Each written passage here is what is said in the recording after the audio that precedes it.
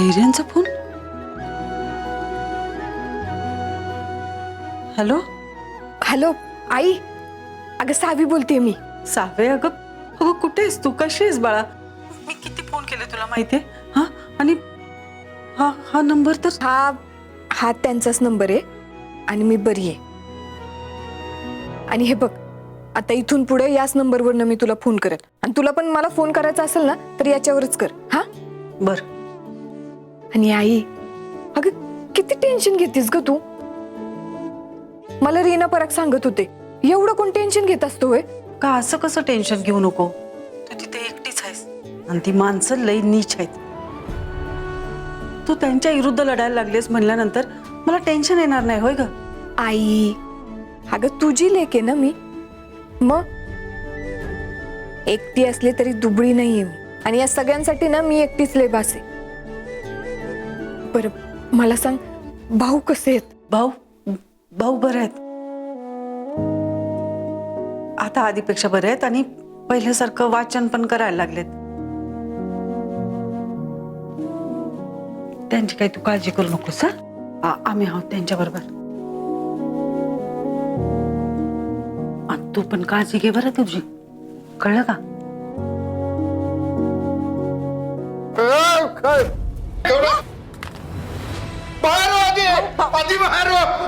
माझ्या शाळेत पाय ठेवायची हिंमत कशी झाली? अरे ही लोक माझी शाळा पाडायला आले. कोण आहे तिकडे? अरे माझी पुस्तकं फेकायला लागले ती लोक. माझ्या शाळेत पाय ठेवायची हिंमत. भाऊ भाऊ भाऊ शांत व्हा. भाऊ कुणी नाही आलेलं. तुम्ही बाहेर व्हा, बाहेर व्हा आधी. का तमाशा लावला? बाहेर व्हा आधी. चला, माझ्या शाळेत पाऊल ठेवायचं नाही, तुम्ही सांगून ठेवतो. हॅलो आई, अगं काय होतं? भाऊ ना काय झालं? भाऊ शांत व्हा. माझी शाळा आहे, पुस्तकं फेकायला लागले ते माझे बाहेर. मी शाळा पाडू देणार नाही, सांगून ठेवतो. असं नाही ना, माझी शाळा आहे, मी अजिबात सोडणार नाही कोणाला. भाऊ काय होतंय तुम्हाला? अहो आई, अगं सांग ना काय झालंय? शांत व्हा भाऊ. भाऊ कुणी नाहीये तिकडं. भाऊ शांत व्हा, शांत व्हा. भाऊ भाऊ काय करताय तुम्ही असं? हॅलो आई, अगं बोला ना कुणीतरी. कुणी यायचं माझ्या शाळेत घुसायचं असं कुठं असतंय का?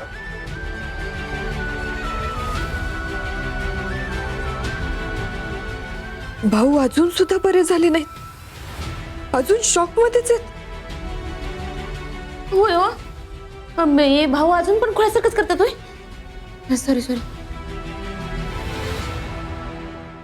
शाळा अशी सोडून मी पाडून देणार नाही कुणाला.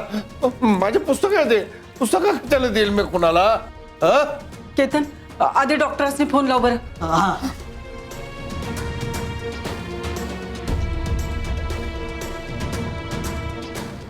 पुस्तकं फेकायचे नाही, बाहेर सांगून ठेवतो.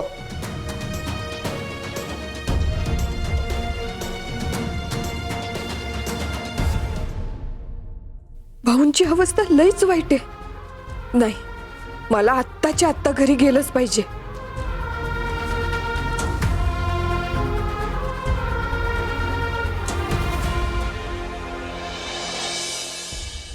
काय चाललंय? काय चाललंय सगळं? धैर्य काहीच कळत नाहीये मला. त्या पोरीला जितकं आपण या घरातनं बाहेर काढायचा प्रयत्न करतोय ना, ती पोरगी तितकीच या घरामध्ये घुसत चालली. नाही, कधीच कोणासमोर न हारलेला धैर्य या सावी समोर हारलाय. आता असंच वाटायला लागले मला. हा धैर्य मुजुमदार आजपर्यंत कधीच हारलेला नाहीये, ना इथनं पुढं कुणासमोर हारणार आहे. ह्या जन्मात तरी शक्य नाहीये ते.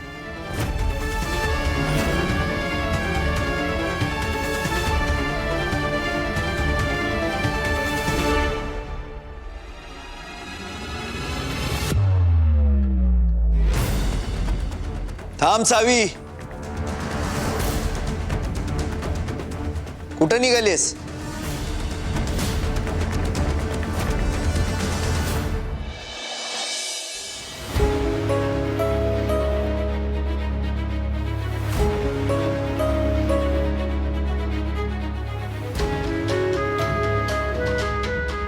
डॉक्टर,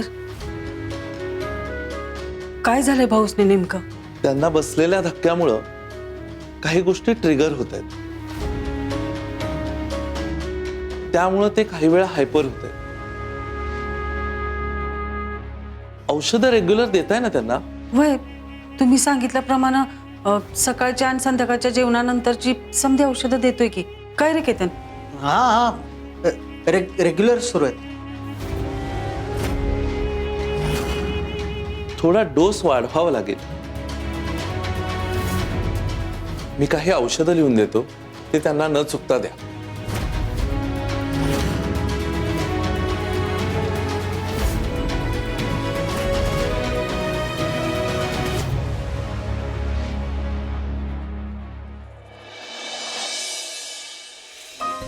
थोडी महागडी आहेत, पण ही औषधं देणं आता गरजेचं आहे. ठीक आहे.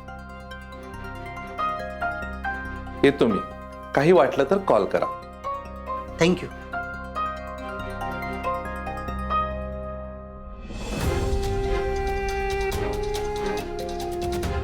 केतन, जा बाळ, तेवढी औषधं घेऊन ये. हा, हां, जातो.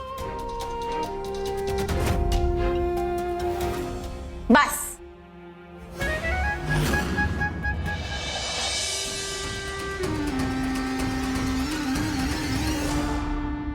भाऊंची तब्येत लय खराब झाली आहे. मला जायच्या आधी विचारलंस कोणाला? मला किंवा आईला विचारलंस का की बाहेर जाऊ का मी?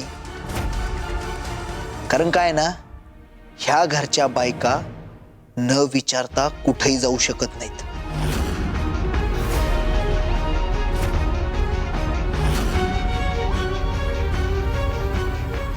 मी घरी जाऊ का? नाही, अजिबात नाही. मुजुमदारांची सून आहेस ना तू, मग एवढी साधी अक्कल नाहीये का तुला? या घरच्या सुना संध्याकाळनंतर बाहेर जात नाहीत. गप गुमानात हो.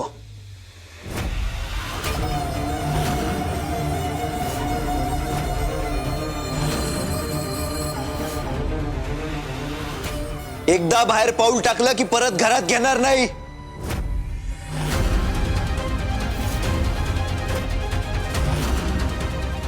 एकदा गेलीस की गेलीस.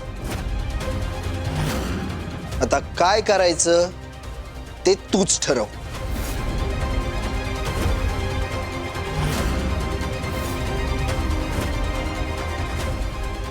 काय झालं? आजोबांची काळजी वाटते ना तुला?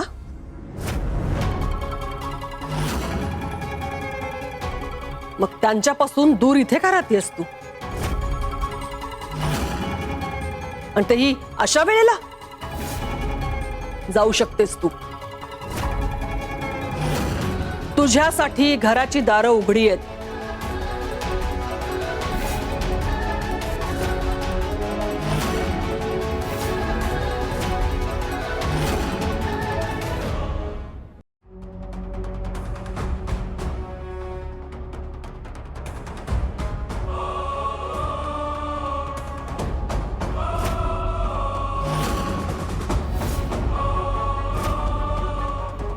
या जगात मला सगळ्यात जास्त इम्पॉर्टंट कोण असेल तर ते भाऊ आहेत.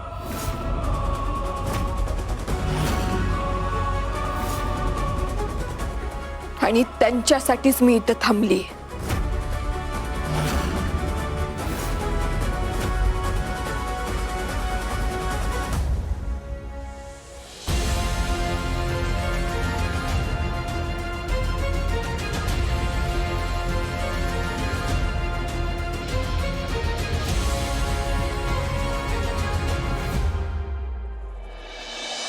आता तुमची प्रश्न मंजुषा सुरू करू नका तुम्ही.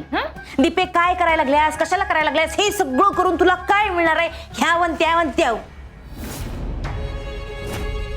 एवढा खर्च करायची काही एक गरज नाहीये. आणि जर गरज असेलच ना तर आपण का खर्च करायचा? आपण काय ठेका घेतलाय का? हे बघा, सगळं तुम्ही करणार आणि ऐन टाइमाला आई सगळं क्रेडिट त्यांच्या लेकीला देणार. दीपा, सावीने आजवर या घरासाठी काय काय केलंय ते तू स्वतः डोळ्यांनी बघितलंयस.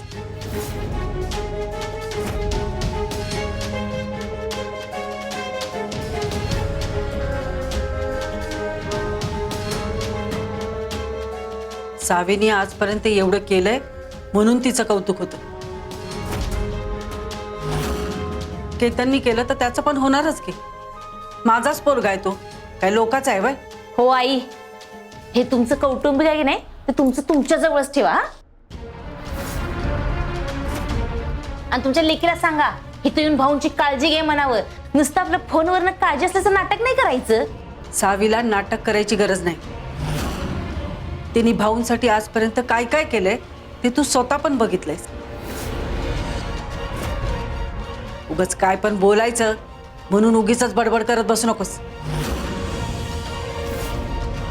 आणि हे बघ, सावी त्या घरात भाऊंसाठीच गेलीये एवढं लक्षात ठेवायचं. होय की होय, पण आता त्यांची हित गरज आहे. आणि दरवेळी माझ्या नवऱ्यानेच खर्च करायची काही गरज नाही. ठीक आहे, नसल जमत तर नका करू. मी बघीन काय करायचं ते.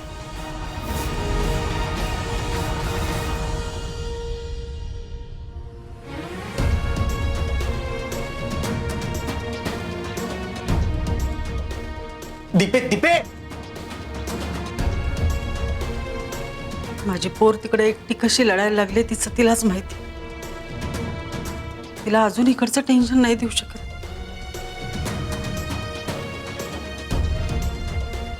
पण आता ही औषधं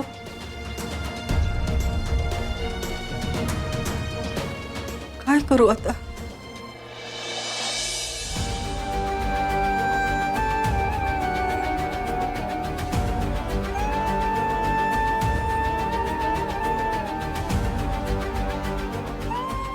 या घरच्या सुना संध्याकाळनंतर बाहेर जात नाहीत.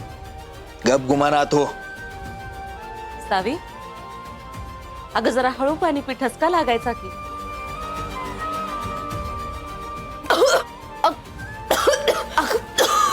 मी म्हणलं होतं ठसका लागेल. काय तू सावी,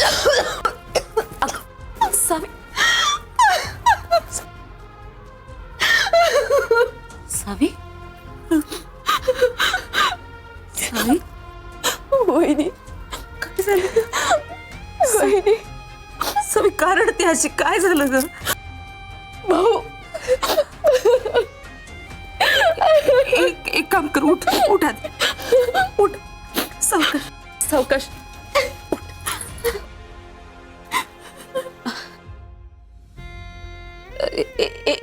एक काम कर ना, ते आईला आत्ता फोन करून विचार की. हा, आत्ता लगेच लाव कॉल.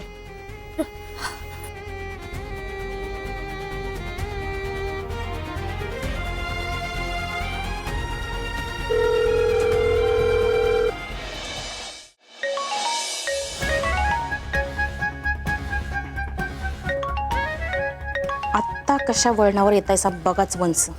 अहो हेच तर पाहिजे होतं मला. खरं तिकडनं असं काळजी असल्याचं कॉल नाहीत करायचं. तुम्हासने इथं भाऊंपाशी यायला लावते की नाही बघाच.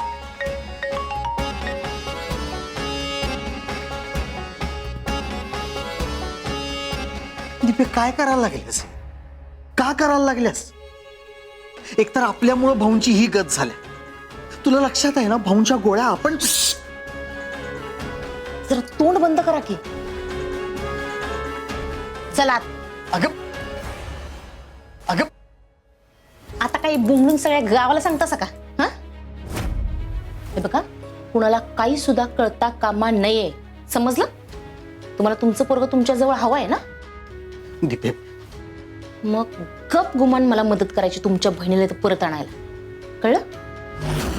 ती इथं परत यायला आपल्याकडे दुसरा कुठलाच ऑप्शन नाहीये. त्यामुळं तोंड बंद ठेवायचं आणि कान उघडे ठेवून मी सांगते तेवढं ऐकायचं. नाहीतर का नाही मी नाही तर काय?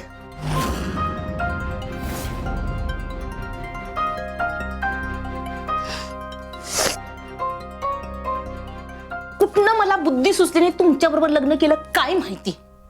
निव्वळ मंदायचं मंद. तुमच्याच्यानं काही काय होणारच नाही, सगळं मलाच करायला पाहिजे. तुमचं पाकिट कुठं आहे? आणा इकडं. माझं पाकिट कशाला पाहिजे तुला? अहो तुमच्याला श्रावण बाळ जागा व्हायचा आणि त्या पाकिटात जी चिल्लर आहे की नाही ती पण देऊन टाकशील त्यांना. आणा इकडं पाकिट. नाही, ऑफिसमध्ये राहिले. पाकिट द्या. पाकिट नाहीये. तुम्हाला अथर्व या घरात पाहिजे का नको? दीपे तू द्या.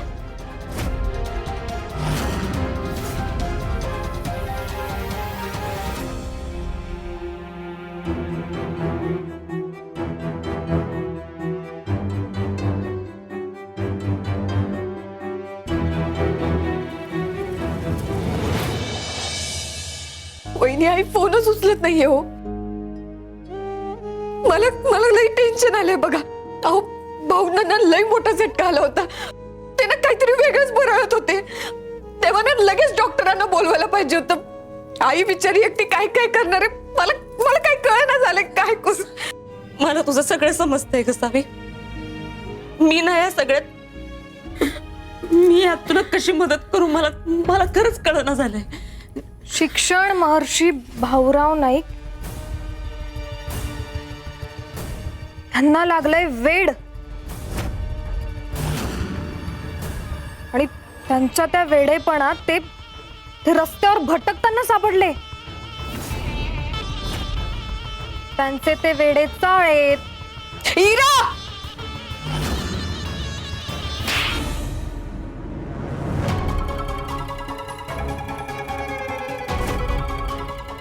भाऊंबद्दल नको ते बोलायची हिम्मत कशी झाली तुझी?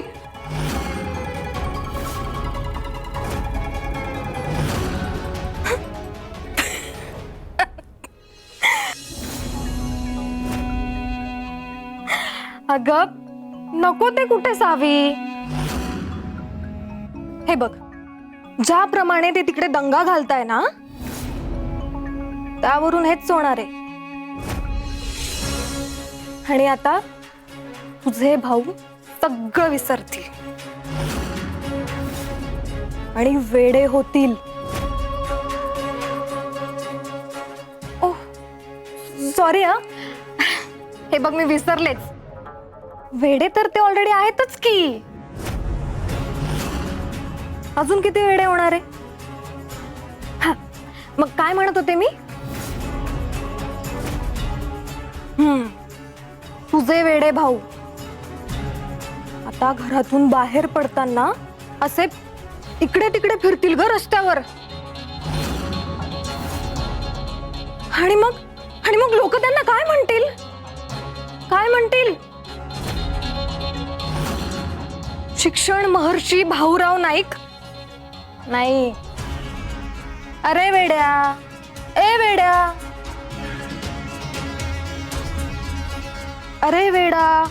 तो बघ तो वेडा कसा जातोय. वेडा दगड मारतोय. वेडा नाचतोय. वेडा असा कसा वेडा. वेडा रे वेडा.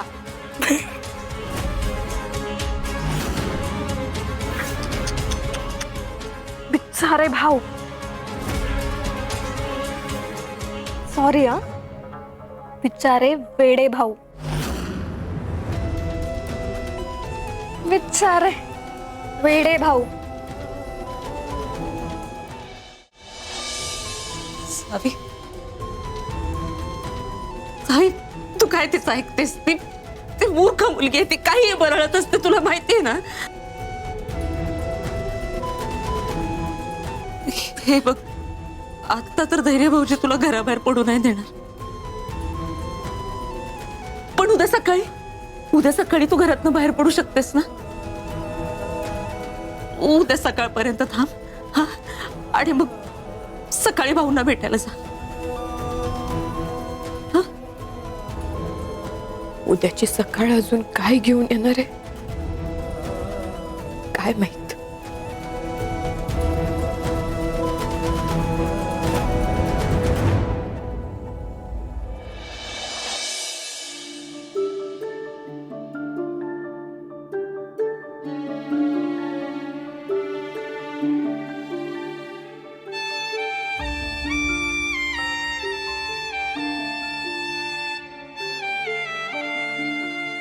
तू खरंच भाऊंची औषधं आणणार नाहीयेस?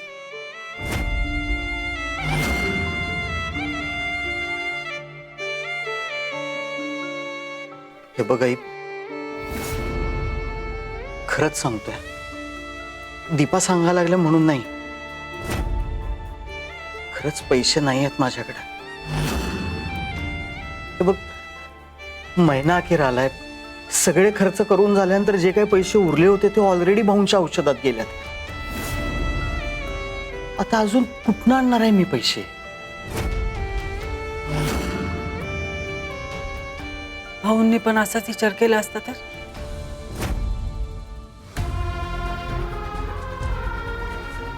कितन तुला माहिती, कितन तू 10 वर्षाचा होतास ज्यावेळी तुझे बाबा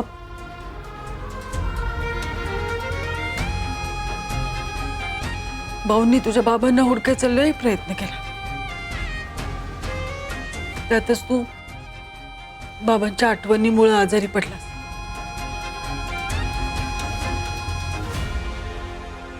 घरात भाऊ एकटीच कमवते होते. सावी तर लय लहान होती. भाऊ लय टेन्शन मध्ये होते.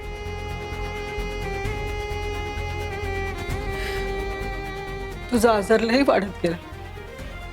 डॉक्टरांनी तुला ऍडमिट करायला सांगितलं होतं. भाऊंनी कसलाही विचार न करता तुला हॉस्पिटलमध्ये ऍडमिट केलं. दिवसभर तुझ्या बाबांना हुडकायची धडपड, शाळेचं काम आणि त्यात रात्रभर तुझ्या उशाशी बसून असायचे ते. भाऊंच्या हातनं जेवल्याशिवाय तू औषध बी घ्यायचा नाहीस कधी. समद केलं भाऊंनी. सगळीकडून कोंडी झालेली त्यांची, पण कधी एका शब्दाने तक्रार नाही केली त्या माणसाने. आणि कधी आयुष्यात ऐकून पण नाही दाखवलं.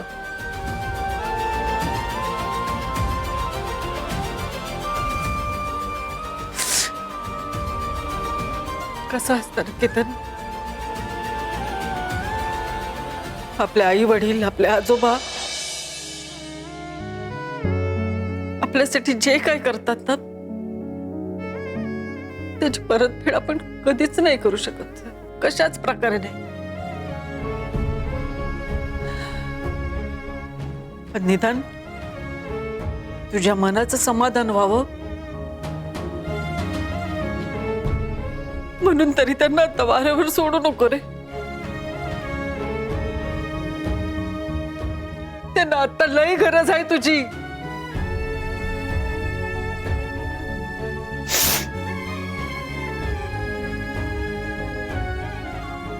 बघ, मी तुला सांगायचं काम केलं. बाकी तुझं तू ठरव.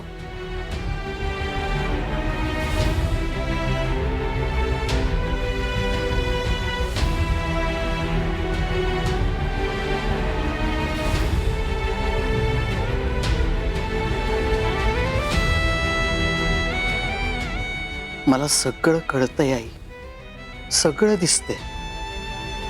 खरं मी करू तरी काय? इकडं आड आणि तिकडं विहीर अशी गत झाल्या माझी. एका बाजूला भाऊ आहेत आणि दुसरीकडं माझा अथर्व.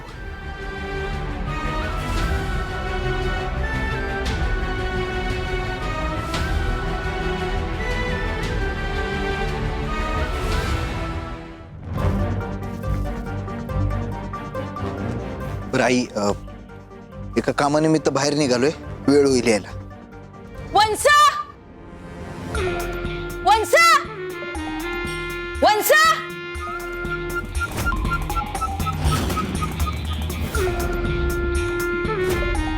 अरे देवा, वहिनी कशाला आली इथं?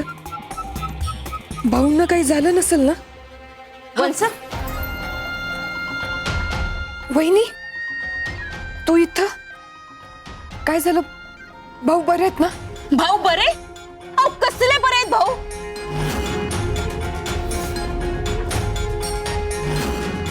भाऊंची तब्येत दिवसेंदिवस बिघडायलाच लागल्या. डॉक्टर आले होते, गोळ्या बदलून दिल्यात, खरं काहीच फरक पडलेला नाही त्यांच्यावर.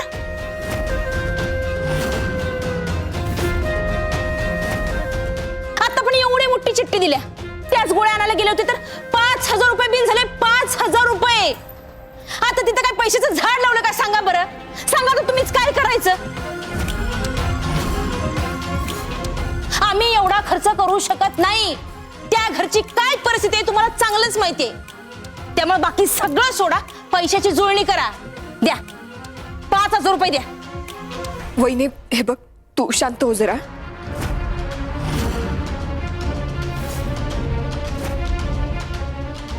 मी तुला पैसे देते. खरं आता माझ्याकडे पैसे नाही. मी तुला उद्या पैसे देते सगळे. अहो तुमच्याकडे आता पैसे नाहीत, मग उद्या कुठे येणार आहेत. हा ग, मी माझं काम परत सुरू करतेय आणि माझं आधीचं पेमेंट यायचं बाकी आहे. ते आलं ना की मी तुला पैसे देते सगळे. हा वा वा, म्हणजे आता मुजुमदारांची सून लोकांच्या दारादारात जाऊन पैसे मागणार तर.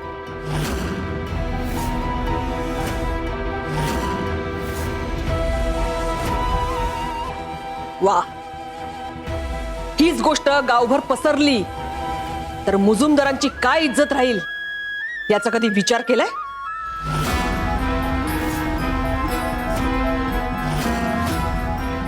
कुठेही जायचं नाही ना, कुणाला फोन करायचा आहे.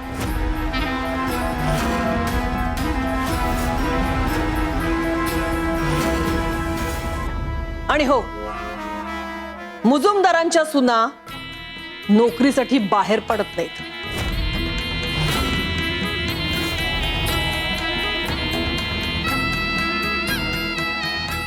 रीतच आहे तशी.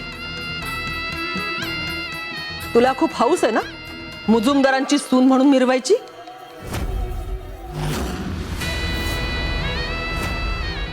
मग त्या मिरवण्यासोबत या घरातले काही नियम आहेत.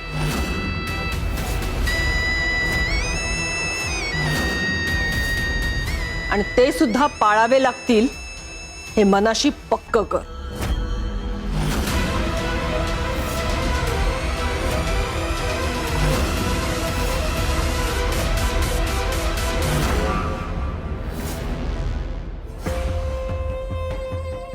धैर्य, अहो तुम्ही. आई एकदम बरोबर बोलती.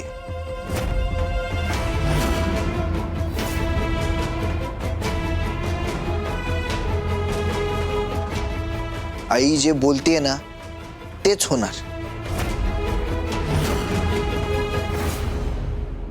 आता जर तुला ऐकायचं नसेल तर तुझ्याकडे दुसरा कुठला ऑप्शन आहे हे तुलाही चांगलं माहिती आहे.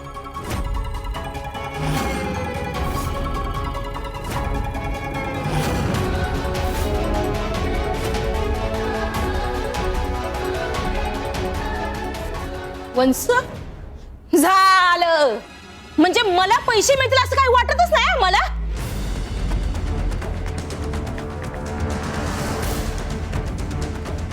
मी एक काम करते, भाऊ नका हिता आणून टाकते.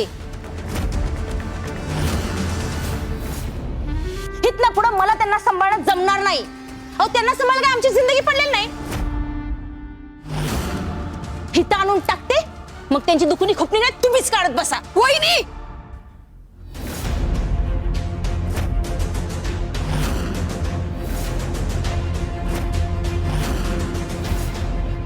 तोंड सांभाळून बोल. कुणाला टाकून द्यायची भाषा करते याचं जरा भान ठेव.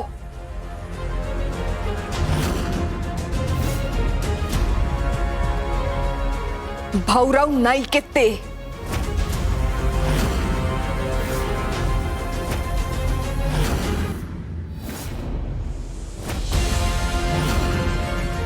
इथं तिथं नाही, स्वतःच्या हक्काच्या घरात राहतात ते. तुझ्या उपकारांची गरज नाहीये त्यांना.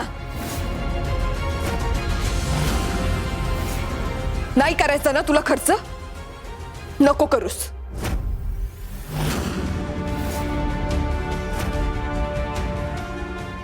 भाऊंचा जो काही खर्च आहे तो सगळा मी करणार आहे, कळलं?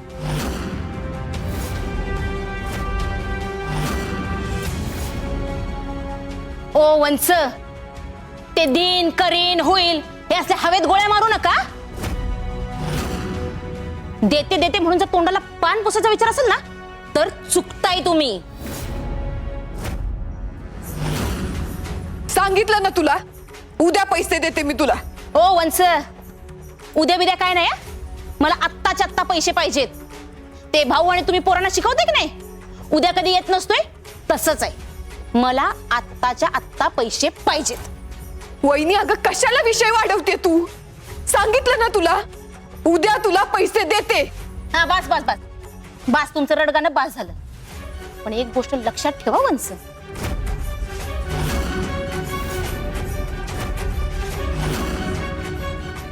उद्या सकाळी जर का माझ्या हातात पैसे नाही मिळाले ना तर मी भाऊंना खरंच इथं आणून सोडीन.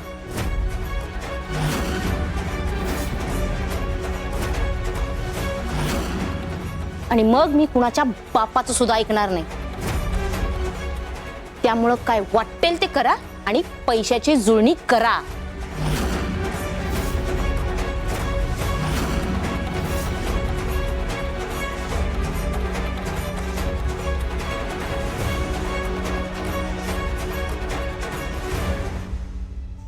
धैर्य, हो प्लीज माझं ऐका.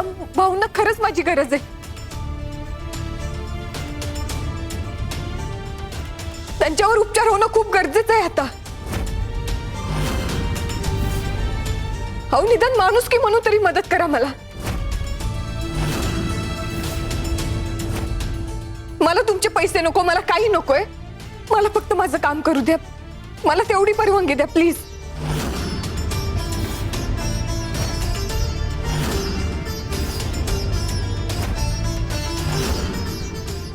सावी, मी तुला काम करायला परमिशन नाही देऊ शकत.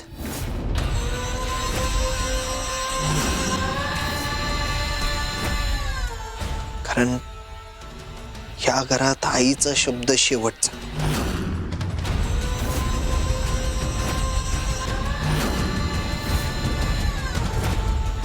पण तू ह्या घरात काम करू शकतेस की.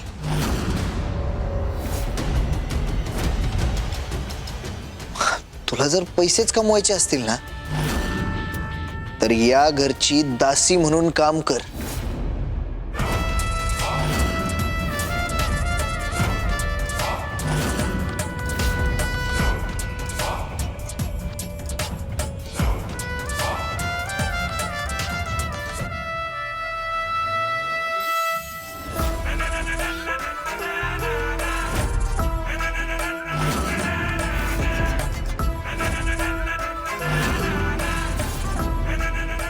पैसे पाहिजे ना तुला, मग बूट पॉलिश कर माझे.